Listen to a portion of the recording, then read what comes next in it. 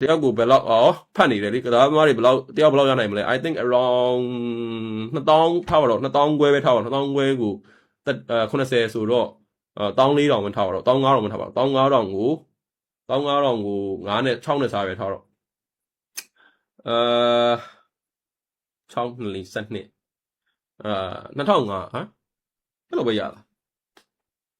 မဟုတ်သေးပါဘူးအဲ့လိုပဲရမှာ2005ကျော်3000လောက်ပဲရမှာ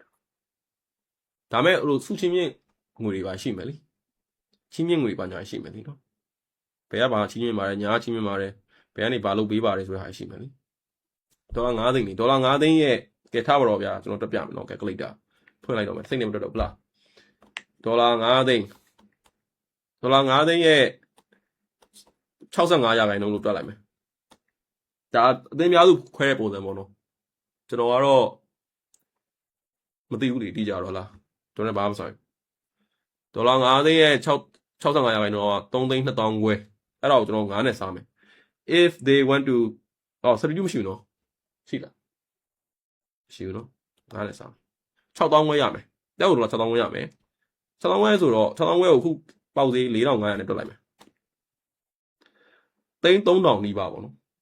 2925သိန်းဆိုတော့သိန်း3000ပဲထားပါတော့ဒါပေမဲ့ကျွန်တော်ထင်တော့ rate က